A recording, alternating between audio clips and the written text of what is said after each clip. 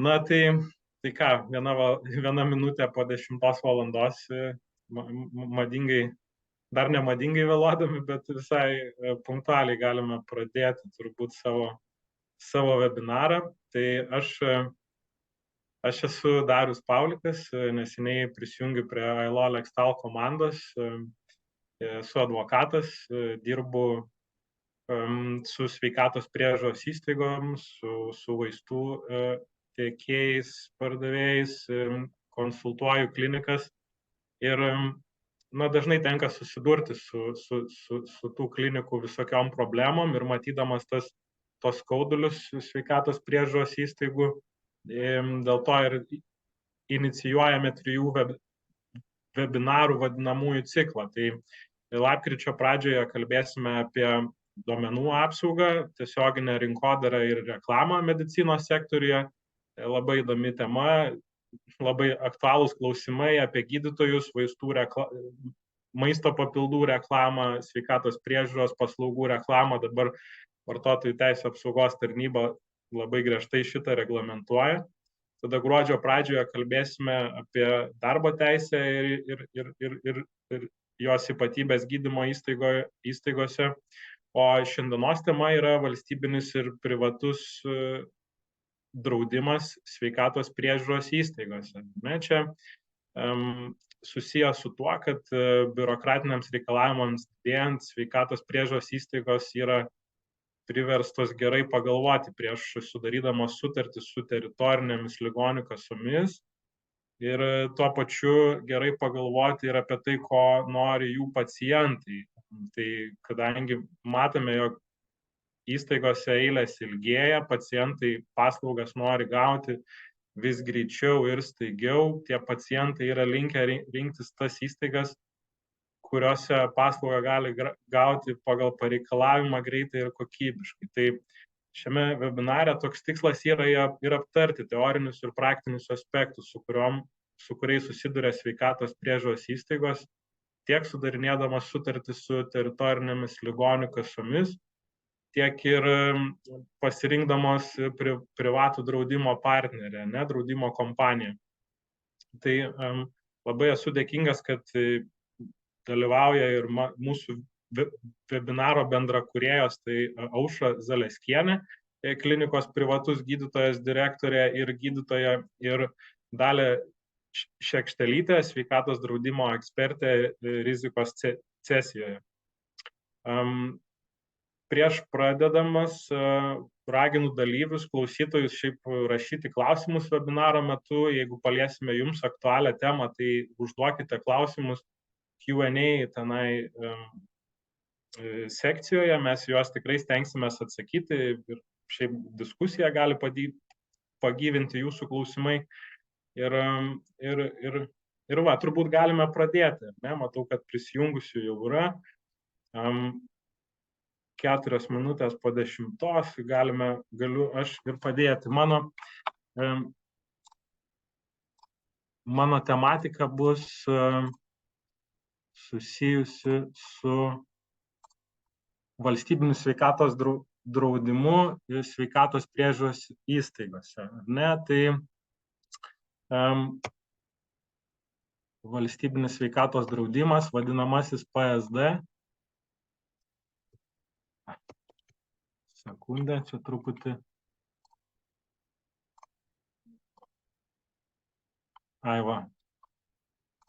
Gerai, reguliuojasi.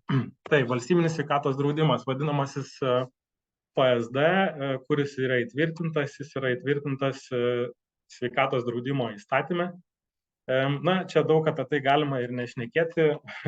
Aš papasakosiu apie PSD, o kolegės papasakos apie papildomą savanorišką draudimą.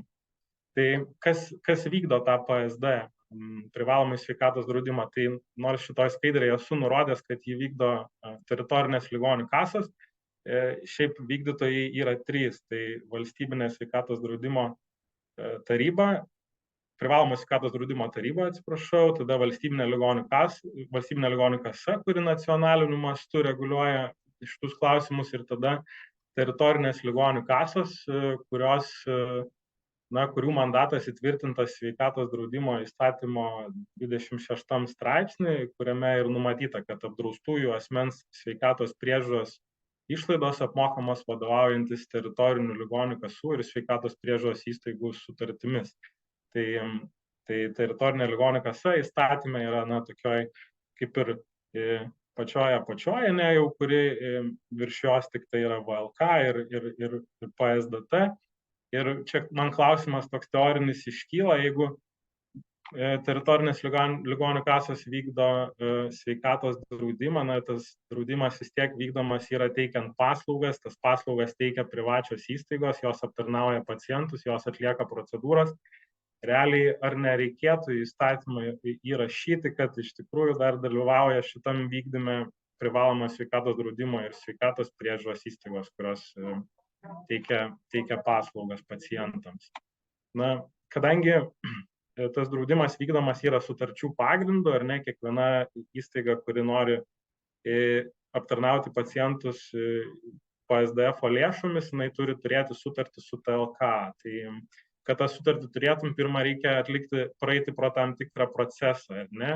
Reikia teikti prašymą, prašymai teritorinių ligonių kasom teikiami pagal įstaigos buvimo vietą. Tai kaip ir aiškus toks reikalavimas, jeigu esame Vilniuje, tai tada savo Vilniaus teritoriniai ligonių kasai siunčiame prašymą, kad norime sudaryti sutartį, tą turime padaryti iki lapkričio 1 dienos. Tai šiais metais, pavyzdžiui, iki termino liko 4 savaitės. Jeigu tarp dalyvių ir klausytojų yra tokių, kurie dar svarsto dėl sutarties sudarimo su TLK, tai jau reikėtų imtis tam tikrų veiksmų, ar ne, nes pasiruošti ne tiek ir daug laiko, liko mažiau negu mėnesis.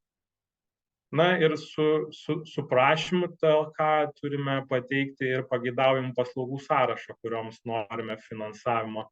Tai tos sąrašas eina kaip priedas prie prašymo, ten reikia gan tvarkingai mediciniškai sukoduoti, tai ten ne pagal pavadinimus rašomi, o pagal medicininius kodus. Užtrunka truputį sukoduoti ir išvardinti tą paslaugų sąrašą, pasidėlioti. Tada priklausomai nuo kokio profilio paslaugų mes prašome TLK, turime pateikti ir papildomus dokumentus. Dažnai tai būna sutartis su kitomis asmens sveikatos priežiūros įstaigomis, ar ne? Ten, pavyzdžiui, jeigu norime atsidaryti šeimos gydytojo kabinetą, pirminę ambulatorinę paslaugą, tai turime pateikti sutartį su kita sveikatos priežiūros įstaiga, kuri aptarnaus mūsų pacientus mūsų nedarbo metu. Tai jeigu mes ten dirbame iki 8, jeigu mūsų pacientui prireiktų šeimos gydytojo paslaugos 9, tai mes turime turėti sutartį, kad tas mūsų pacientas tada eis į kitą kliniką, su kuria mes bendradarbiavame ir ten jam bus užtikrintos paslaugos.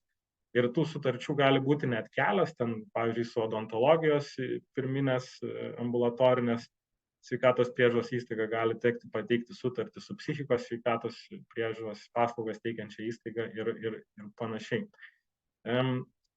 Jeigu mes norime stacionarioms paslaugoms sutarties su TLK, tai ten reikalavimų yra taikoma dar daugiau iš tikrųjų negu ambulatoriniam, ten viskas eina pagal specialią komisija, kuri prie sveikatos apsaugos ministerijos yra įsteigta, jinai vertina paslaugų poreikį ir žodžiu, ten žinau, kad viduj jinai vadinama, tarkim, ministerijos koridoriai ne leidimo komisija, o neleidimo komisija, tai už tai, kad labai retai kada išduoda leidimus sudaryti sutartį teritoriniam ligonių kasom. Bet čia toks bus lyrinis nukrypimas, dabar ta tvarka truputį keičiasi, yra Seime įregistruoti įstatymo pakeitimai ir, pavyzdžiui, įdomus faktas, kad keičiama yra ir stacionarinių paslaugų sudarimo tvarka. Dar ne tai, kad keičiama, diskutuojama dėl jos keitimo ir įstatymo projekto teikėjai siūlo nusistatyti tokią tvarką, kad, pavyzdžiui, privati įstaiga, jeigu jinai ateina į kompensavimo schemą ir prašo stacionarinių paslaugų kažkokią tais profilio, tai tada ligonių kasos gali atsisakyti tas paslaugas, kaip gali atsisakyti suteikti PSDF lėšas, atsisakyti sudaryti sutartį, vien dėl to, kad, tarkim, kitos rinkoje jau esančios įstaigos sutinka padidinti savo paslaugų apimtis, ar ne? Tai gaunasi, kad jeigu aš esu naujas žaidėjas rinkoje, aš noriu ateiti į tą rinką, noriu teikti paslaugas, tai tada valstybė pasitarė su egzistuojančiais rinkos žaidėjais, jie sako, okei, mes teiksime dabar daugiau paslaugų, na ir tada mums to naujo žaidėjo rinkoje nebereikia ir mes turime neva teisėtą pagrindą atsisakyti, sudaryti tą sutartį. Tai mano nuomonė toks gan konkurenciją ribojantis įstatymo projektas, sakyčiau, tai labai įdomu, kaip jisai susidėlios. Na, tai jeigu pateikiam visus dokumentus, ar ne, ten, ar tai ambulatoriniam, ar stacionariniam paslaugoms, jau tenai išsiunčiame dokumentų paketą, ką TLK vertina. TLK vertina, ar paslaugos yra kompensuojamų sąraše, nes ne visos paslaugos gali būti teikiamos PSDF biudžeto lėšomis, kaip žinom, ypač daug ten estetinių visokių, ten mezoterapijų ir panašiai, jos iš vis net nėra kompensuojamos. Tada TLK vertina, ar įstaiga turi licenciją prašomoms paslaugoms teikti, tai šiaip licenzijos siūsti nereikia, teritorinės ligonių kasos bendradarbiauja su akreditavimo tarnyba, jos informacija keičiasi, tai tikrai turi visas galimybės teritorinės ligonių kasos pasitikrinti tos dokumentus vieno langelio principų, tai visai tas yra patogu. Taip pat teritorinės ligonių kasos įvertina, ar įstaiga pateikia visus dokumentus, ar ne. Tai jeigu mes ten prašom, kaip minėjau, ten priklausomai nuo paslaugų profilio, gali būti pareikalauta papildomų ten susitarimų su kitom įstaigom, su laboratorijom, dėl tyrimų ir panašiai. Ir paskutinis dalykas, į ką TLK dar atsižvelgia, tai ar turėsime galimybės teikti paslaugas pagal numatytus tom paslaugoms specialiuosius reikalavimus. Specialieji reikalavimai šiaip yra jų daug ir čia nurodžiau tik tai vieną teisės aktą, kuris apie juos šneka, bet jie priklauso labai nuo paslaugų grupės ir priklauso nuo to, kokiom profilio paslaugom mes prašome. Tai jie gali būti susiję, pavyzdžiui, su paslaugų mastu, ar ne? Ten, pavyzdžiui, reikalavome tam tikroms paslaugoms ne trumpiau kaip 3-8 valandas per savaitę tas paslaugas užtikrinti. Arba, pavyzdžiui, slaugos ir palaikomojo gydymo atveju reikalavimai yra nepertraukiamai visomis savaitės dienomis teikti tas paslaugas. Tada dar būna susijęs su komandoje dirbančių specialistų skaičiumi tie reikalavimai. Na, pavyzdžiui, jeigu mes teikiame pirminės ambulatorinės psichikos sveikatos priežiūros paslaugas, tai mes turime turėti gydytojų komandą, kuri ne mažesnė negu 4 žmonių. Ten yra psichiatras, psichiatrinės slaugytojas, socialinis darbuotojas berods ir medicinos psichologas. Tai 4 asmenų komanda turi dirbti, teritorinė ligonių kasai mes turime parodyti, kad mes turime juos visus. Ir tada kiti reikalavimai yra susijęs su paslaugų skaičiumi. Tai pavyzdžiui, kalbant apie akušerijos ir gimdymo paslaugas ir sutartį šiom paslaugoms yra numatytas 300 gimdymo per metus reikalavimas. Tai ką tai reiškia, jeigu mes norime PSDF lėšų ir norime sutarties akušerijos paslaugoms, mes turime įrodyti teritorinį ligonių kasai, kad mes per paskutinius 2 metus priėmėm bent 300 gimdymų savo įstaigai ir priešingų atveju, jeigu tas skaičius yra mažesnis, tai tada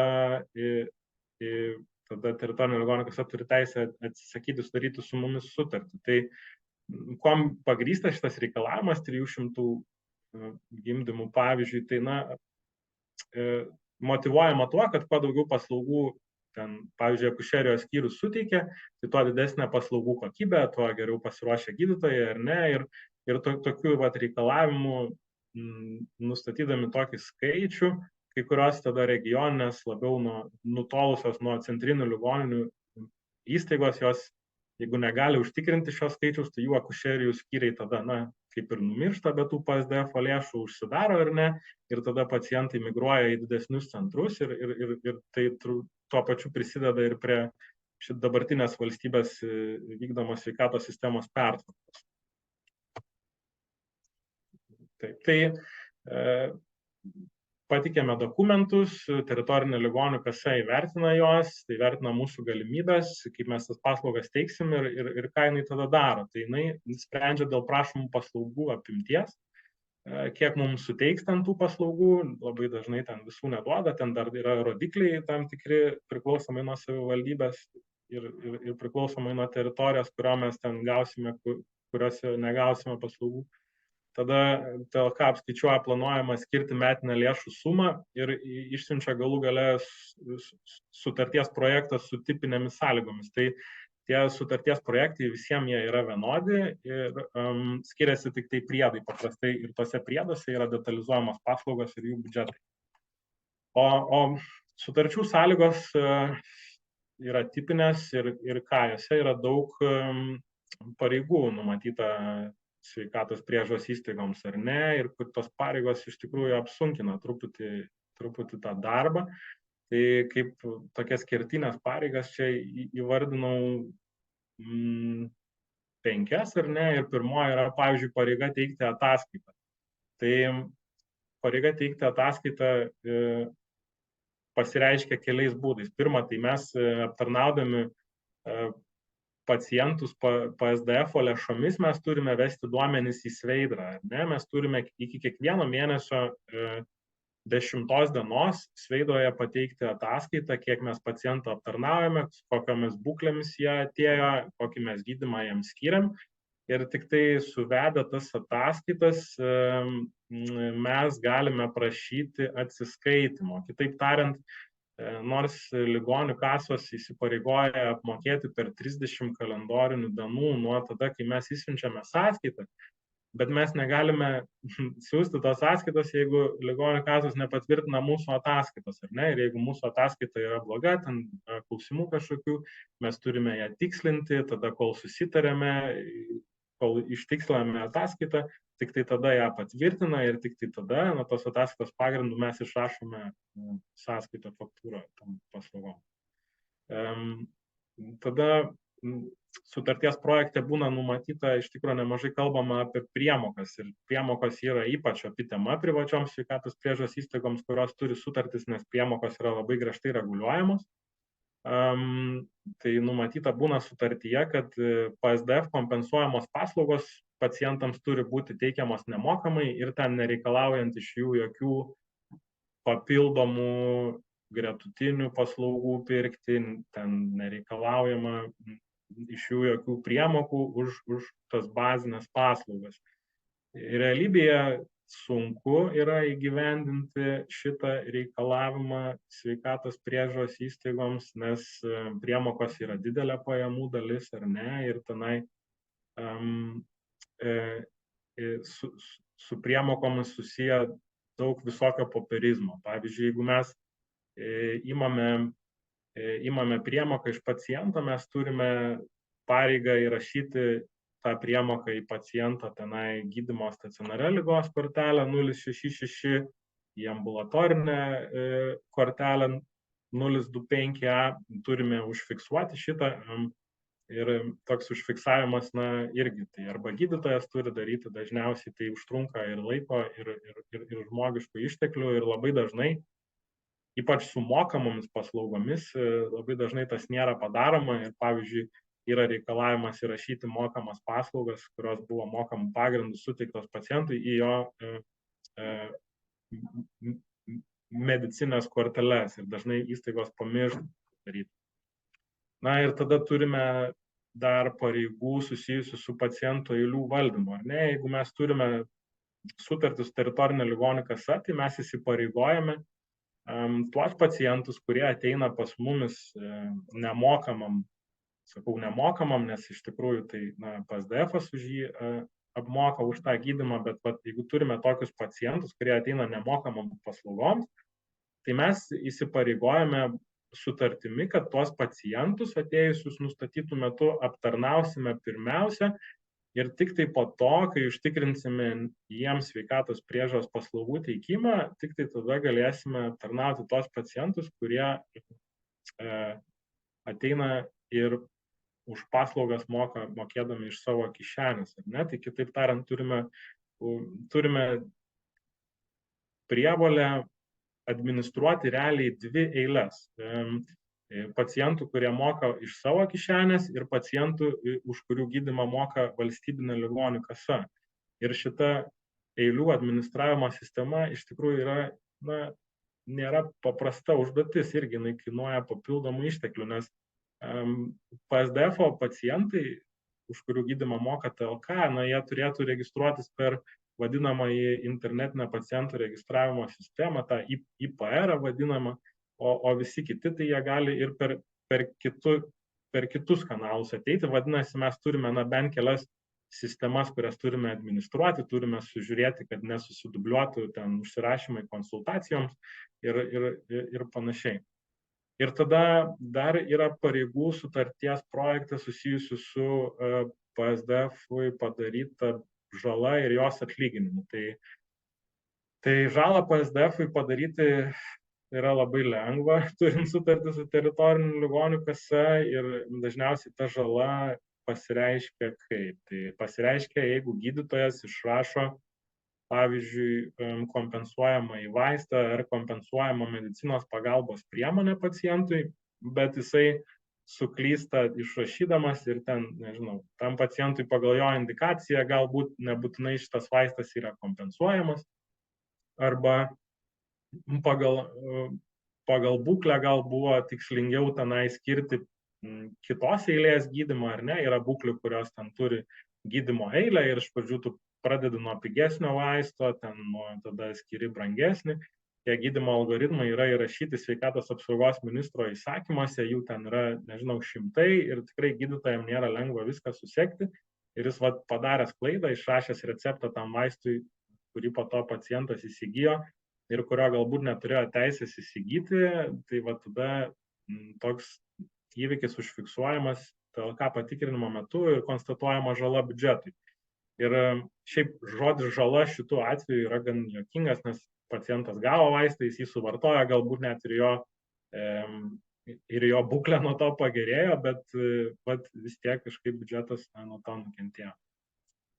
Tada dar žala gali pasireikšti neteisingai koduojant paslaugas, ar ne? Jeigu mes turime pareigą teikti ataskaitas į Sveidrą, tai mes jas turime sukodavę būti pagal Lietuvoje egzistuojantį tenai kodavimo standartą.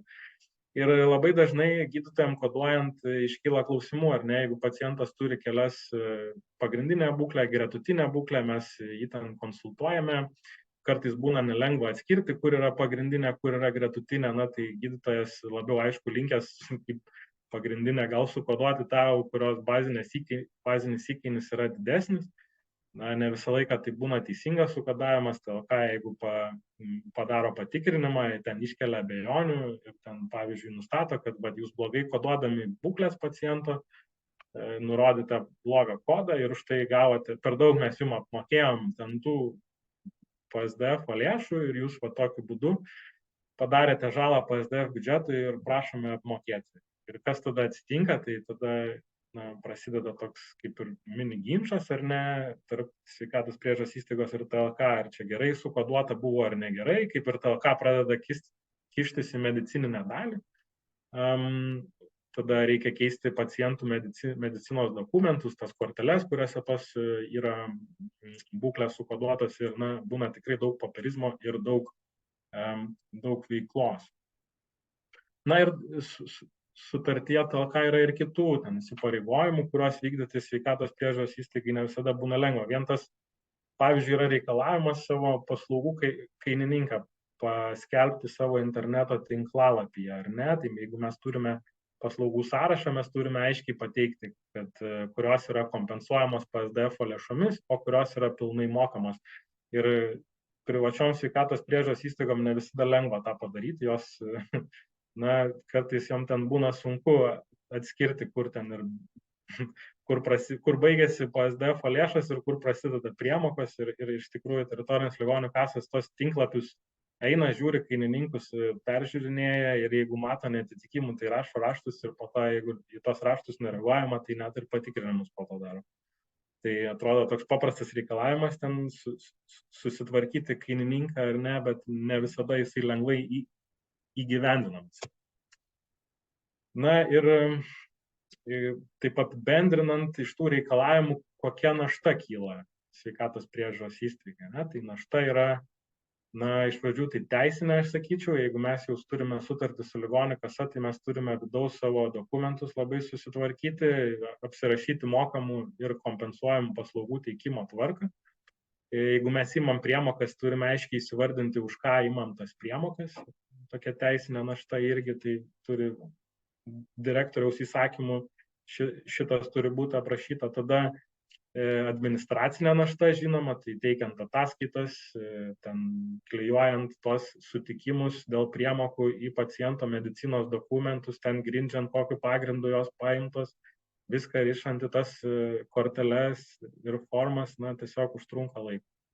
Ir žmogiškųjų resursų, aišku, našta, nes kažkas turi tą daryti, ar ne, ataskaitas turi teikti smulkesnėse įstaigose koduoja paslaugas patys gydytojai, didesnėse koduoja paslaugas, tarkim, kodavimo specialistai, tai reiškia, kad jau turi ekstra etatą turėti vien žmogui, kuris sukoduotų tau tas konsultacijas, kurias gydytojai suteikia. O jeigu gydytojas pats tą daro, tai jisai gaišta savo laiką ir tas laikas brangus ir tokia našta, kuri pasireiškia per žmogiškus išteklius.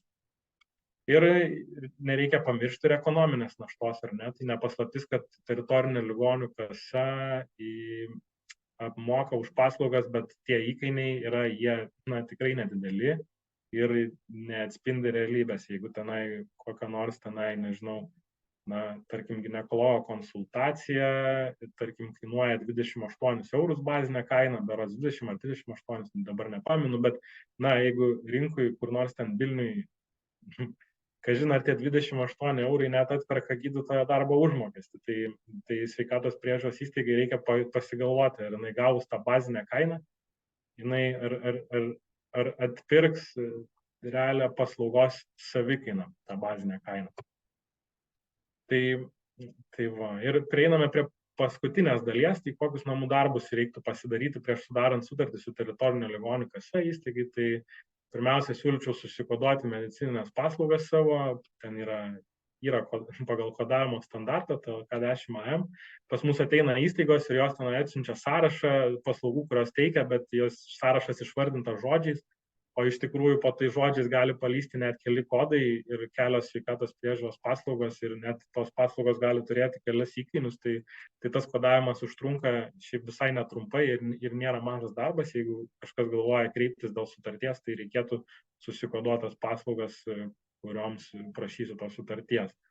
Tada, aišku, reiktų pasisverti bazinės kainas, ką padaryti irgi lengviau, kai mes turime viską kodais apsirašę. Tai pagal kodą pasižiūrėti, kiek mes gausime pinigų iš teritorinės ligonių kasos, jeigu mes darysime tą sutartį ir tada sverti, ar mums tenai, pavyzdžiui, tas įkainis tenkina ir ar mes iš to įkainio išgyvensim. Ir tada, jeigu mes neišgyvensim, ar mes turime galimybę imti priemokas, ar mes sugalvosime, kaip įteisinti tas priemokas, nes reikalavimai labai yra griežti priemokoms, tai reikia pasižiūrėti, ar mes ten galime taikyti aukštesnį kažkokį gydymo standartą, ar pas mus yra ten kažkokios komforto paslaugos, kurias pacientas nori įsigyti savo noru, jisai visą laiką nori ir mes ten jam per prievartą negalime jų įbrukti, ar ne? Tai tokie namų darbai prieš sudarant sutartį su teritorinė ligonių kasa. Ir šitą skaidrę ir baigsiu savo pristatymą iš tikrųjų. Taip, tai jeigu kažkas iš klausytojų turėjote klausimų šitą temą, tai tikrai dar kartą maloniai kviečiu juos užduoti, galėsiu į juos atsakyti arba dabar, arba diskusijos metu, kai kalbėsime su Dalia ir Aušra. Ir žiūriu, jeigu nebus klausimų, tai tada turbūt pakviesiu pristatymui jau... Pamatau, kažkas klausia. Gal bus įmanoma, kad jūs paskaitos įrašą peržiūrėti. Taip, tikrai įskaitą šitos paskaitos webinaro įrašą mes pateiksime, iš tikrųjų ir apibendrinsim net žodžiu, ką čia parašysim. Tai Jeigu esate užsiregistravęs, tai gausite, o jeigu norite, dar galite palikti čia savo kontaktus ir atsiųsime jums viską dar greičiau. Gerai, tai pirmoji dalis apie privalomą sveikatos draudimą kaip ir baigta yra ir dabar pakviesiu pristatyti Dalią, kuri rizikos sesijoje susiduria su sveikatos priežiūros įstaigomis ir kuri padeda pasirinkti kaip ir draudimą, sudaryti sutartį su privačiu draudiku. Tai Dalia, prašau, kai būsi pasiruošus, labai norėtumėm išgirsti savo pristatymą. Ačiū, Dariau. Taip, tu jau.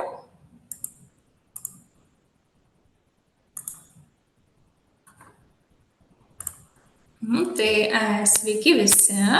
Aš esu Dalia, sveikatos draudimo ekspertė, atstovauju draudimo brokerį Rizikos Cesija, kuris jau 20 metų sėkmingai gyvuoja draudimo rinkoje. Esame top 3 brokeris Lietuvoje, kurio pagrindinis tikslas padėti klientui rasti geriausią jam sprendimą tarp daugybės skirtingų draudimo bendrovių teikiamų pasiūlymų bei sąlygų. Savo klientų tarpe turime tiek valstybinių gydymo įstaigų, tiek privačių gydymo įstaigų. Pati jau 7 metus dirbu draudimo rinkoje ir paskutinius kelis metus turėjau galimybę dirbti būtent su draudimo bendrovės partneriais ir dirbti su bendradarbiavimo sutarčių pasirašymus su privačiomis gydymo įstaigomis. Tai pasitelkusi tokią ir prisiminusi savo darbinę patirtį, pabendravusi šiek tiek ir su privačių gydymo įstaigų darbuotojais ir su draudimo įmonių darbuotojais, atrinkau tam tikrus punktus, kurie mano manimu yra svarbiausi, pasirašant bendradarbiavimo sutartis, kurie galbūt palieka vietos diskusijai ir dėl kurių kyla didžiausių įtampos taškų. Tai pirmiausia, kodėl apskritai verta pasirašyti bendradarbiavimo sutartį su draudimo bendrovėmis.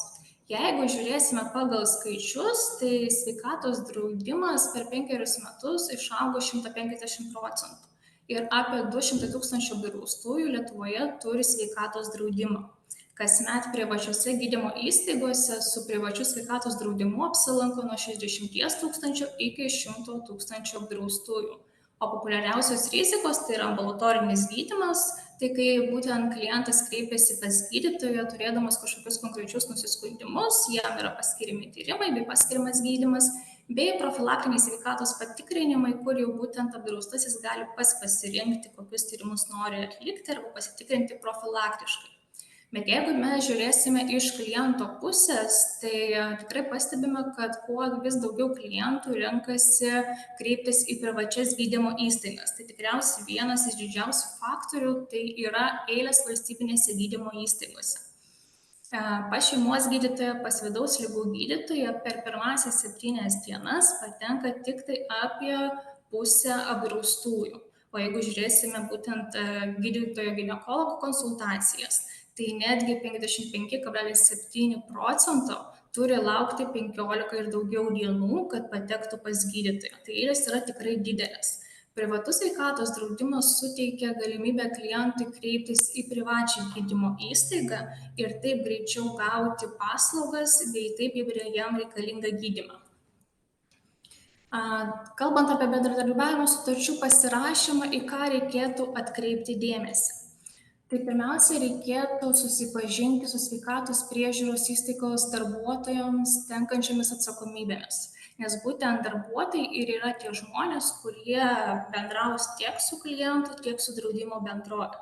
Tai pirmiausia, tai yra sveikatos priežiūros įstaigų teikiamų paslaugų nurašymas nuo sveikatos draudimo kortelės. Pavyzdžiui, kai klientas kreipiasi pas gydytojo konsultaciją, jam yra suteikiama paslauga ir tuomet jau po paslaugos suteikimo ji yra nurašoma nuo sveikatos draudimo kortelės. Taip pat reikėtų susipažinti su medicininių išrašų teikimo tvarka draudimo bendrovėms. Kiekviena draudimo bendrovė turi savo tvarką. Vienos draudimo bendrovės gali prašyti teikti medicininius dokumentus kiekvieno kliento po kiekvieno apsilankymo. Kitos draudimo bendrovės gali, pavyzdžiui, kartą per mėnesį paprašyti tam tikrų klientų medicinos išrašų. Kam tie medicinos išrašai yra reikalingi? Tokiu atveju, kai paslaugos yra nurašomos nuo ambulatorinio gydymo programos, draudimo bendrovė turi įvertinti, ar būtent kliento apsilankymas atitinka draudimo taisyklės bei draudimo sutarties sąlygas. Ir kol nėra matoma, dėl ko kreipiasi klientas, kokiem yra paskirta diagnozė, jie ne visai gali priimti sprendimą. Dėl to draudimo bendrovės ir prašo teikti dokumentus. Kas mano manimu dar yra labai svarbu, tai yra susitarti, kas informuoja klientą dėl paslaugų nekompensavimo. Tikrai nėra paslaptis, kad ne visi atvejai draudimo bendrovėse yra pripažįstami draudžiamaisiais įvykiais ir atvejai, kurie yra nekompensuojami ir kai jau klientui yra nurašyta paslauga, gautas medicinos išrašas ir matoma, kad paslauga vis dėlto yra nekompensuojama, kas turėtų informuoti klientą dėl paslaugos nekompensavimo. Ar draudimo bendrovė, kuri būtent priėmė sprendimą, ar sveikatos priežiūros įstaiga, kurioje buvo klientui suteikta paslauga. Kas dar yra svarbu, tai yra atkreipti dėmesį ir susitarti su draudimo bendrovė dėl terminų. Tai vienas iš terminų tai yra medicinos išrašų pateikimo draudimo bendrovė terminas. Kaip ir minėjau, kai apdraustavimo yra suteikiamos ambulatorinio gydymo paslaugos, jos yra nurašomos nuo sveikatos draudimo kortelės, draudimo bendrovė gali paprašyti medicininių išrašų, kad įsitikintų dėl draudžiamojo įvykio. Tai per kiek laiko nuo paslaugų nurašymo turi būti pateikti medicinos išrašai. Kodėl tai yra svarbu? Praktikoje, ypač klinikose, kur yra didelis klientų srautas, paprastai tokiais atvejais klinikos mėgsta medicininius dokumentus teikti mėnesio pabaigoje. Tai įsivaizduojame, ar ne, klientai visą mėnesį lankosi sveikatos priežiūros įstaigoje ir tuomet ateina mėnesio pabaiga ir yra teikiami išrašai draudimo bendrovei. Tai jau susidaro krūvis nemažas tiek klinikos darbuotojams, kurie būtent tą visą informaciją renka ir teikia draudimo bendroviai, tiek draudimo bendrovės darbuotojams, kurie visą tą informaciją turi peržiūrėti, įvertinti, priimti sprendimus ir tuomet paslaugos arba patvirtinti, arba atmesti. Šioje vietoje gali kilti tokia įtampa tarp draudimo bendrovės ir klinikos, nes draudimo bendrovė gali nespėti laiku priimti sprendimų, patvirtinti paslaugų, o iš klinikos pusės gali būti daromas spaudimas draudimo bendrovė, kad tas paslaugos būtų greičiau peržiūrimus, nes reikia išrašyti sąskaitą faktūrą už jau suteiktas paslaugas. Dar yra labai svarbus terminas, tai kada turi būti pateikta sąskaita nuo paslaugų patvirtinimo. Tai jau kai yra pateikti medicinos išrašai, jie yra įvertinti, paslaugos patvirtintos ir jau už tas patvirtintos paslaugas yra išrašoma sąskaita faktūra. Tai iki kurios mėnesio dienos ta sąskaita faktūra turi būti pateikta draudimo bendrovei. Žinau pagal praktiką, kad kai kurios gydymo įstaigos iki tam tikros mėnesio dienos turi išrašyti sąskaitos faktūras. Tai būtent reikia atkreipti dėmesį, ar tie terminai ir su bendradarbiavimo sutartyje nurodytų terminų ir klinikos ar ne vidinėse kažkur taisyklėse nurodytais terminais, ar jie tai terminai sutampa. Jeigu jau yra nusprendžiama, kad klientą dėl paslaugų nekompensavimo informuoja sveikatos priežiūros įstaiga, tai reikia sutarti, per kiek laiko nuo paslaugų atmetimo klientas turi būti informuojamas. Jau užima laiko tai, kad nuo paslaugos nurašymo, kad medicininių išrašų pateikimas, ar ne, jau praeina laiko, kol yra pateikiami išrašai. Taip pat praeina laikas, kol yra tie išrašai peržiūrimi ir priimamas sprendimas. Kai paslaugos jau yra atmetamas, tai klientas turėtų būti kuo greičiau informuojamas dėl paslaugų nekompensavimo.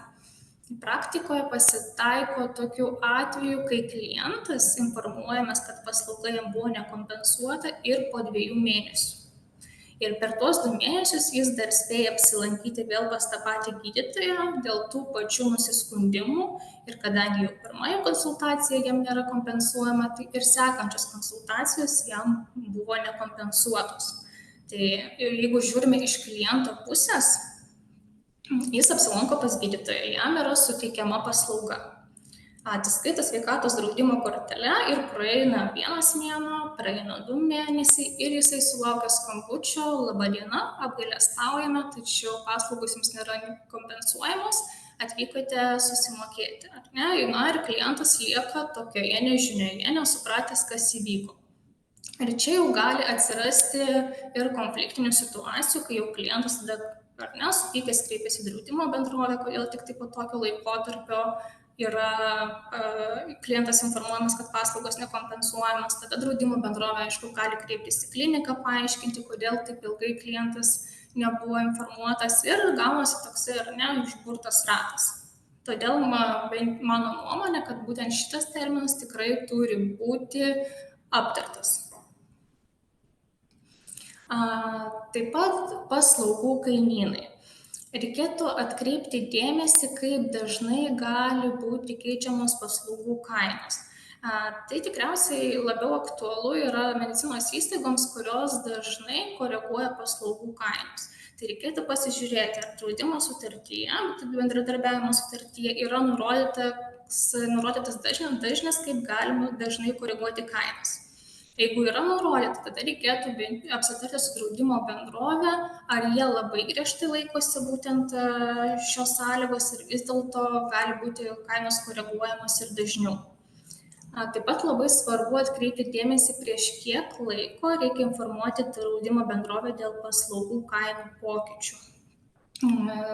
Kiek žinau, dažnai draudimo bendradarbiavimo sutartyse būtent toks laikotarpis yra nurodytas, būna 30 dienų, būna 15 dienų, tai klinikai reikėtų atsižvelgti, kaip dažnai pas juos yra koreguojamos paslaugų kainos. Nes jeigu, pavyzdžiui, paslaugos yra koreguojamos kartą per savaitę, kartą per 2 savaitės, tai ar draudimo bendrovė spės pakeisti paslaugų kainos savo sistemose. Nes jeigu paslaugų kainos neatitinka, vėl atsiranda problema klientui atsiskaityti su sveikatos draudimu, nes jau tos paslaugos negali būti nurašomas dėl kainynų neatitikimų. Taip pat verta pasidomėti, galbūt draudimo bendrovė suteikia tokią galimybę būtent klinikos darbuotojams patiems koreguoti kainą sistemose. Tai reiškia, klinikos darbuotojas prisijungia prie sistemos, pats pakoreguoja kainas, o draudimo bendrovei užtenka tiesiog tas paslaugas patvirtinti. Žinau, kad ne visos draudimo bendrovės tokią galimybę suteikia, bet tai iš tiesų pagreitintų procesą ir tikriausiai ir palengvintų procesą tiek klinikos darbuotojams, tiek pačiai draudimo bendrovei. Kas mano manimu dar yra svarbu, tai sveikatos priežiūros įstaigos darbuotojų mokymai. Ir ne tik tie mokymai turėtų būti skirti naujiems partneriams, pasirašiusiems sutartį, bet ir esamiems partneriams, ypač jeigu yra darbuotojų kaita.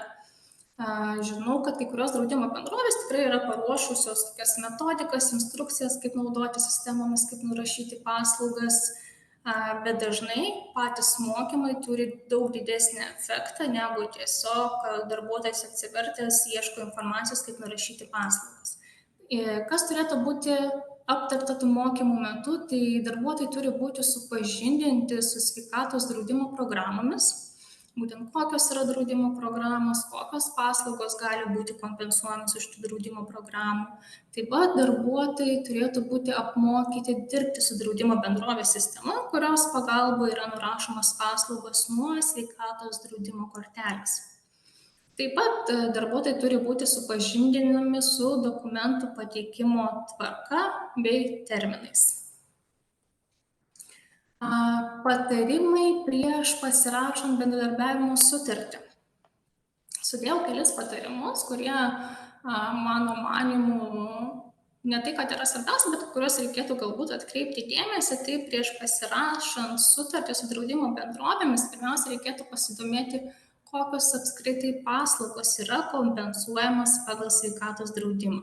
Dabar nemažai įstaigų turi sveikatos priežiūros licenzijas, bet ne visada jų teikiamos paslaugos gali būti kompensuojamos pagal sveikatos draudimą.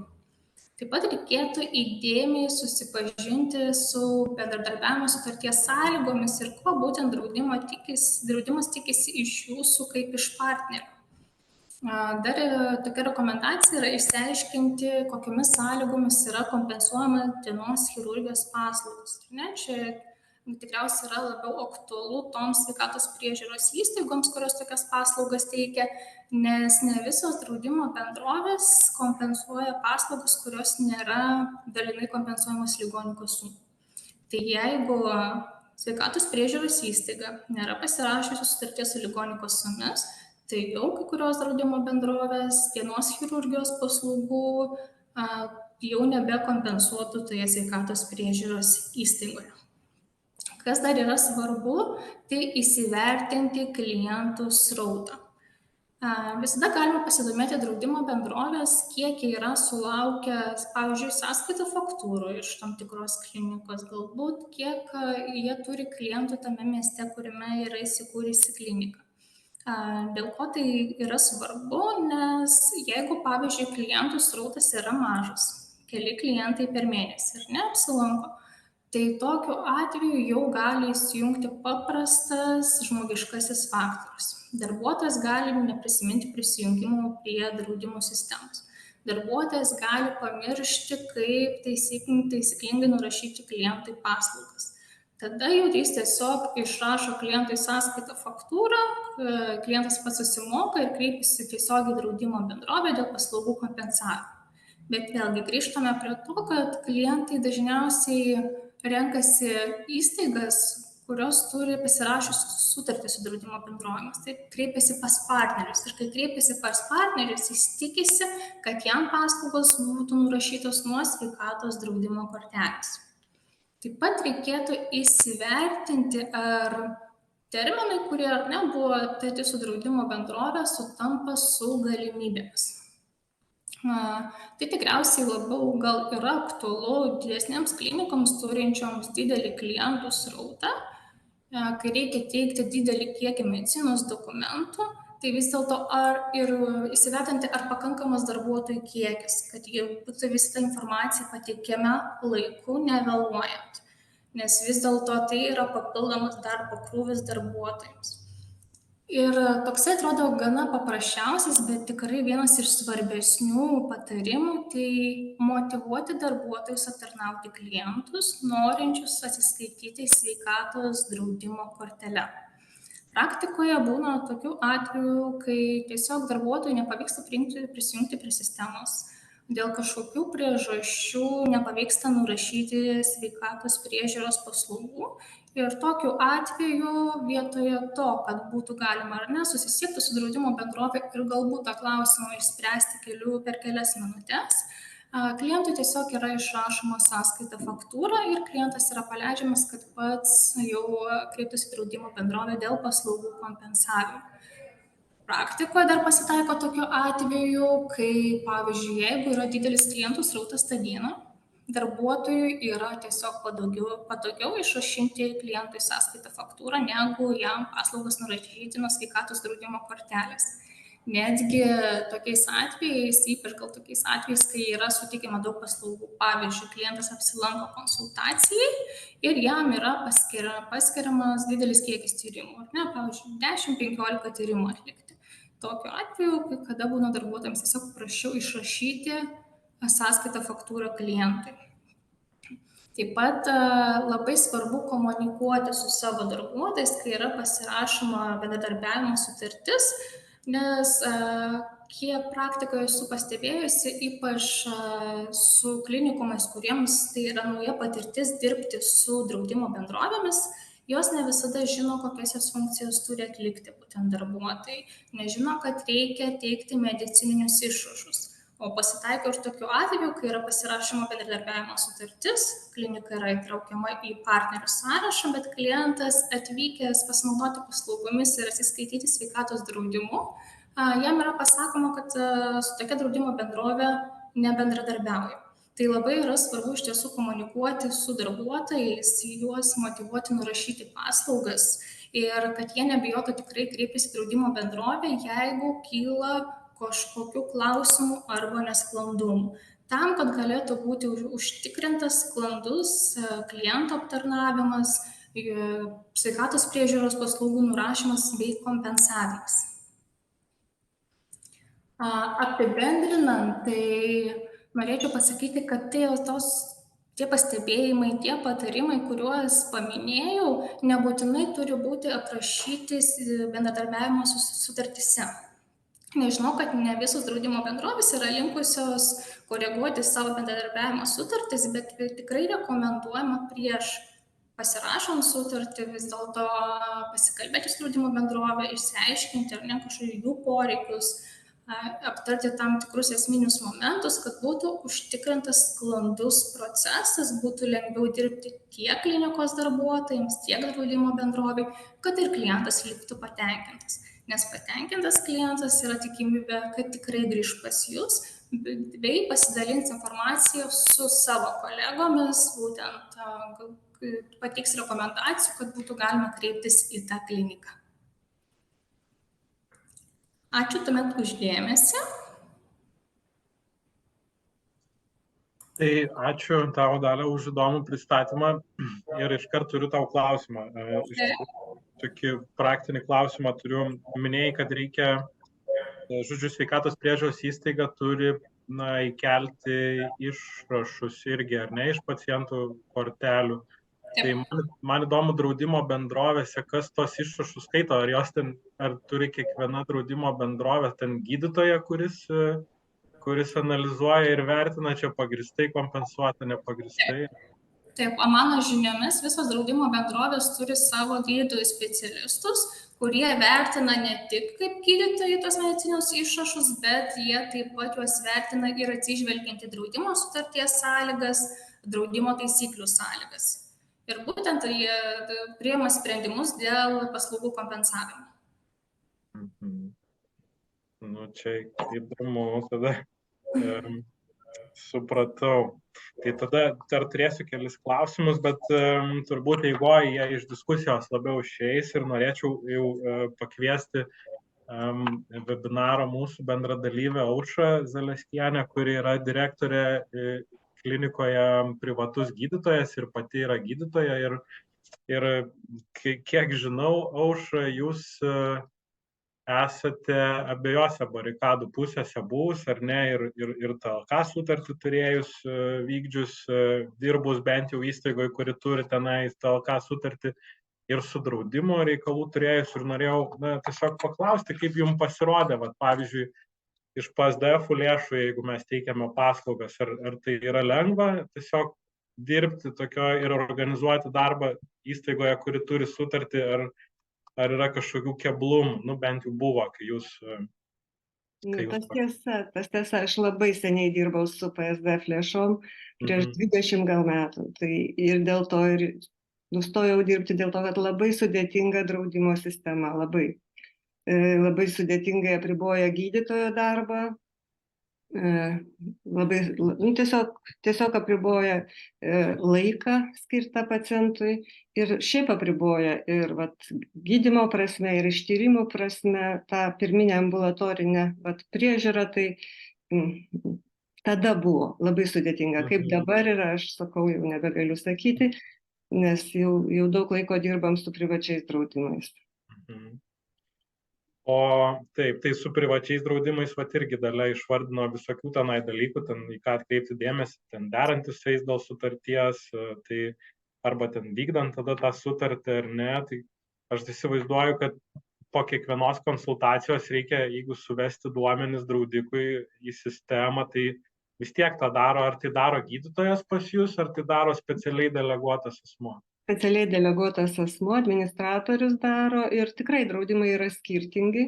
Vieni reikalauja tam tikrai pasirinktinai nuo nurašytų paslaugų kažką pateikti duomenis, tyrimus, motivaciją, kodėl tam buvo skirti tokie tyrimai, kokia tai buvo konsultacija, tai tą pateikiam. Ir tik tai, kaip po to patvirtina visus nurašytus, pavyzdžiui, tuos atvejus, tik tada galima rašyti sąskaitą faktūrą. Tas tiesa. Tai yra kažkoks administracinis krūvis, bet jis yra nepalyginamai mažesnis negu su ligonių kasom. Paprastesnis, aišku, kalbos nėra.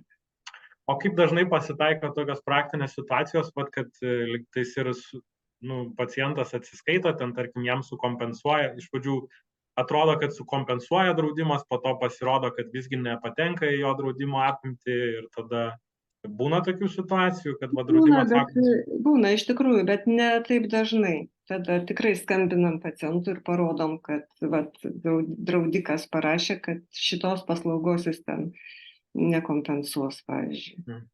Bet labai nedažnai tai būna.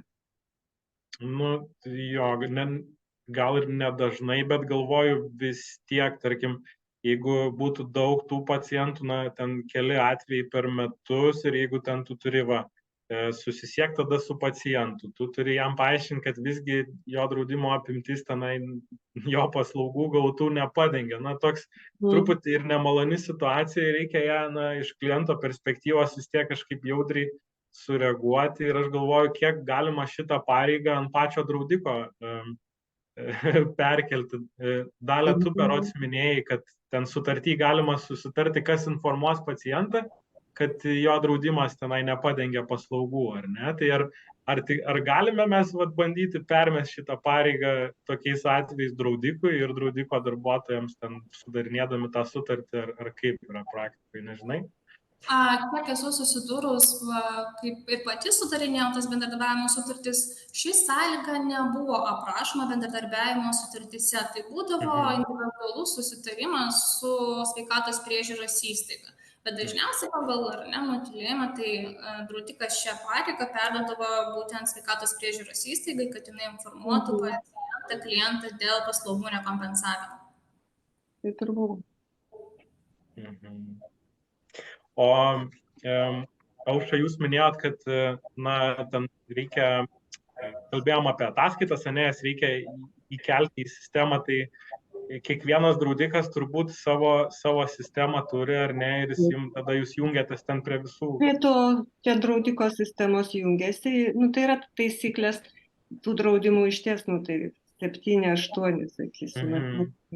Tas taisyklės jos yra pakankamai nesudėtingas.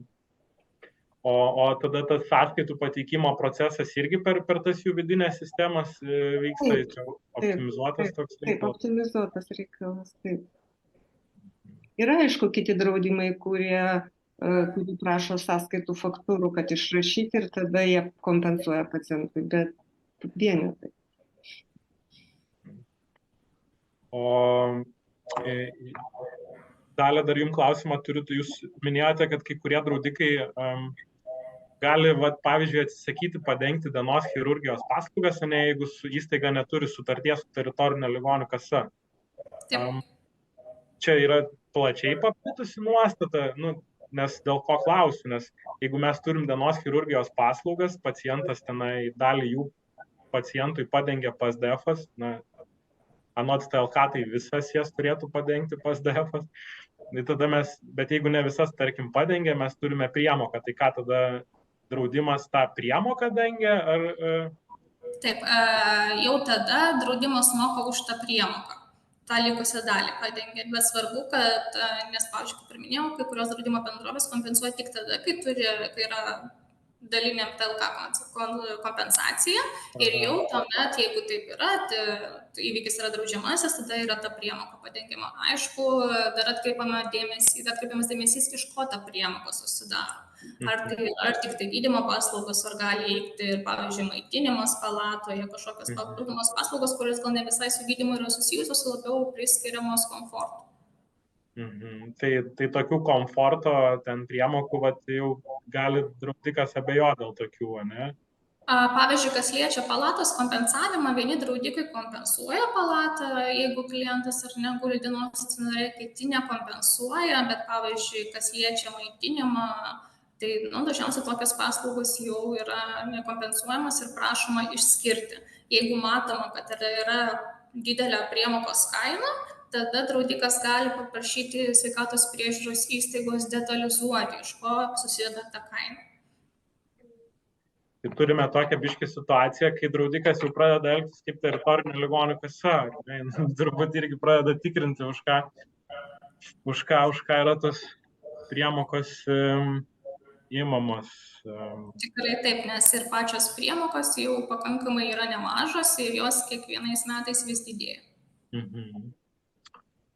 O tada man kitas klausimas kyla, Aušra, gal labiau jums, ar ne, nes kadangi esate, na, vis tiek pirmasis kontaktinis, na, arba jūsų administratorė yra pirmasis kontaktinis žmogus su pacientu, kuris vat ateina, gauna paslaugas, tenai jo tas paslaugas dengia draudimas. Ar pacientas gerai žino, kad, pavyzdžiui, jo apsilankimo istorija, jo ten medicininiai duomenys, kad jie vat nukeliaus į draudiko sistemą kažkada ir tenai draudikas jos patikrins. Ar pacientas būna informuotas apie tokį, ar nebūna kokių įdomių situacijų? Nu, tokių gal nebūna tokių situacijų, nes, nu, kaip pasakyti, jis visų pirma, jisai gali būti nepatikrintas, niekas to nesužinos, bet lygiai taip pačiai visus tikrina ir teritorinės ligonių kasos. Lygiai taip pačiai jie tikrina ligos istorijas ir žiūri, ar čia buvo paslauga suteikta tikslingai, netikslingai. Tai čia, nežinau, šito teisinio aspekto negaliu jums atsakyti. Tai supratau, galvoju, gal tiesiog dažnai, nes esu girdėjęs tokią situaciją iš vienos privačios klinikos, kur ten, tarkim, buvo labai nepatogi, kur, na, atėjo pacientė pas ginekologę, ten paskyrė tyrimus, tiesiog paskyrė tyrimus dėl lytiškai plintančių ligų, ar ne, ir ten nebūtinai ten tas tyrimas, nu, kokia ten liga ar būklė atsitinka dėl ten lytiškai plintančios ligos, bet tarkim po tyrimo ten tuo skėtiniu tiesiog ten bakterija kažkokia ištiria ir tada draudimas sako, na, va, dėl lytiškai plintančių ligų mes nekompensuojame tokių būklių ir tada klausimas, nu, va, ar čia ta būklė iš tikrųjų jinai lytiškai paplito, ar čia tiesiog, nu, bakterija priskirta ir tenai diagnostiniais tikslais tiesiog jinai yra priskirta prie vienos grupės. Bet čia šiaip šita situacija, tai jinai yra įvardinta draudime iš anksto, kad žinai, kad lytiniu keliu plintančių ligų jie nekompensuos. Nu, draudimas apsibrėžia. O kaip tada yra ten, pavyzdžiui, su COVID-o, ar ne, su gydymu nuo koronos? O su COVID dauguma draudimų buvo paskelbę, kai buvo pandemija, kad tai yra pandemija ir jie nekompensuos gydymo, tačiau dabar pandemija baigėsi ir turėtų jie kompensuoti tą gydymą ir viską. Dabar tai yra normalus virusas, eilinis cirkuliuojantis virusas. Tai draudimų kompanijos tikrai turėtų peržiūrėti, kas buvo pora draudimų, kurie kompensavo COVID beje ir pandemijos metu. O tie va dabar, nu tai turėtų kažkokia permaina įvykti. Supratau. Šiaip dar yra įdomus vienas dalykas, kad, na, vis tiek Dalia, gal jūs žinosit, gal ir Aušra galės pasidalinti, na, jeigu aš esu sveikatos priežiūros įstaiga ir aš ateinu dėrėti su draudiku, ar neatrodo, draudikas tokia didelė yra bendrovė, na, kaip ir jie gali nusistatyti savo taisyklės, tenai man sunkiau su jom dėrėtis. Ar kaip yra tada su paslaugų kainoms? Ar būna, kad derasi draudikai dėl paslaugų kainų, kiek tenai jie kompensuos, ar kaip? Ar čia tiesiog kokias kainas nusistatėm, tokias ir turim? Bent jau mano žiniomis, tai paprastai draudikai importuoja tas kainas, kurios yra nurodytos kainynuose sveikatos priežiūros paslaugų, bet čia tikriausiai Aušra jau galėtų labiau pakomentuoti, kai dėl nuolaidų, ar ne, būna situacijų. Nu, būna, kad jie derasi dėl nuolaidų, būna, kad visai nesidera, bet jie paskiria, kad kažkokį tai procentą, nepaisant to, kad yra tokia suma, kažkokią tai procentą pacientas, nu, pavyzdžiui, 20% nuo apsilankimo pacientas turi pats susimokėti. Taip, čia priklauso nuo draudimo sutarties sąlygų, nes kai kada gali būti pilna suma pacientui kompensuojama, gali būti ir 80% kompensuojama. Taip. Supratau, reiškia, tokia galimybė vis tik būna, ar ne? Vat, kai esi didelis, dar ten gali nusiderėti ir netgi dėl paslaugų kainų. Na, Nežinau, šiaip mano klausimus, tai visus kaip ir atsakėte, labai įdomu buvo ir noriu padėkoti ir Aušrai, ir Daliai už pristatymą. Jeigu dar paraginčiau klausytojus, jeigu turite kokių klausimų, juos užduoti ir galėtumėm atsakyti. O jeigu klausimų nėra, aš pats labai gerai informuotas, tai tada ką, belieka padėkoti atsiprašau, visai pamiršau vieną dalyką, kad taip, visai pamiršau, šitas atrodo draudimo klausimas yra labai aktualus turbūt ir darbdaviams, ar ne? Tarkim, yra kompanijos, jos turi daug darbuotojų ir tiem darbuotojams suteikia įvairias naudas tas draudimas. Tai ar jūs, Dalia, bendraujat pati daugiau su sveikatos priežiūros įstaigom, ar būna, kad ir su darbdaviais, kurie draudžia savo darbuotojus? Tai būtent mes bendravome labiau tai su darbdaviais, kurie draudžia savo darbuotojus, kai bandome pateikti jiems geriausią sveikatos draudimo produktą, kuris labiausiai atitiktų jų poreikius ir būtų tinkamiausias jų darbuotojams. O gal tada galėtumėt papasakot trumpai, ko darbdaviai ieško, ar ne? Žinau, kad ten būna ir stacionarinės, ambulatorinėms paslaugoms, dažnai darbuotojai turi abidvi tas grupės, bet koks yra populiariausias produktas ir su kokiu lūkesčiu ateina tie darbdaviai? Tai tikriausiai, aišku, populiariausia programa tai yra ambulatorinis gydymas, tai ir ne, kaip minėjau, kai klientas gali kreiptis, turėdamas konkrečius nusiskundimus pas gydytoją, kai yra jam paskiriami tyrimai, paskiriamas gydymas. Taip pat yra populiaru profilaktinis sveikatos patikrinimai, kai jau darbuotojas gali pats pasirinkti, kokius tyrimus jam atlikti, profilaktiškai pasitikrinti, odontologijos paslaugų programa, nes žinome, kad vis dėlto odontologijos kainos tikrai yra nemažos, kad ir paprastas apsilankymas, kad ir profilaktinis jisai kainuoja. Vaistų, vitaminų, maisto papildų programa yra taip pat populiari, nes suteikia galimybę vaistinėse tiek receptinius, nereceptinius vaistus įsigyti, maisto papildus. Ir yra dar programa laisvės limitas, kai taip vadinama, nes kiekviena draudimo bendrovė jį kitaip įvardinat. Tai yra, kai galima įsigyti neapmokestinamas paslaugas, tai laisvės limitas susideda iš to, kad klientas gali kreiptis tiek pas gydytoją, tiek profilaktiškai kažką pasidaryti, tiek įsigyti akinius korekcinius optikose, tiek į vaistus įsigyti arba odontologijos paslaugoms panaudoti. Tai yra labai platus limitas, kur jau klientas gali pats pasirinkti, kam jį panaudoti.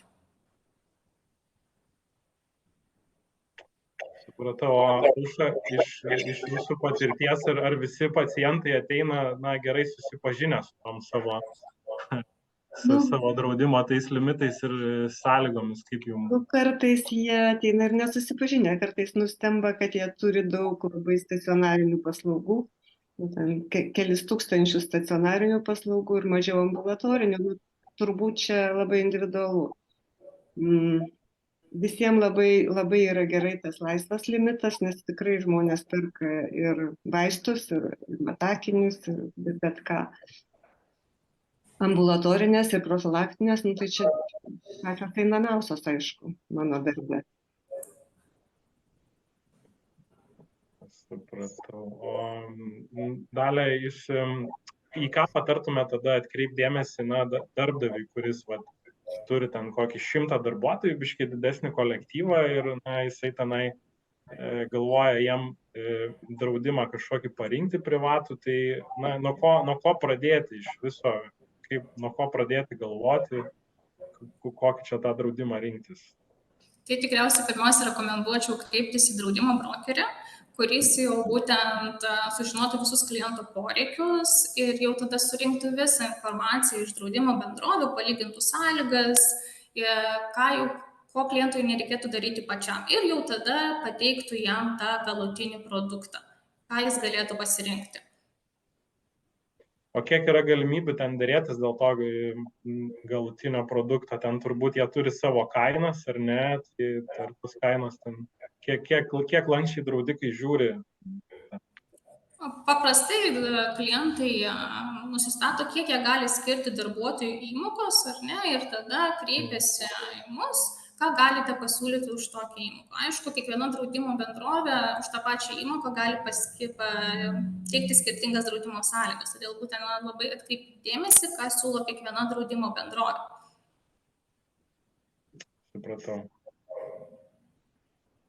Supratau. Gerai. Kaip ir aišku, man atrodo, aš pats tai daugiau klausimų neturėsiu. Matau, kad klausytojai irgi nesiveržia čia rankų kelti, tai turbūt belieka padėkoti. Aušra, labai ačiū Jums už Jūsų indėlį į tokias labai praktinės įžvalgas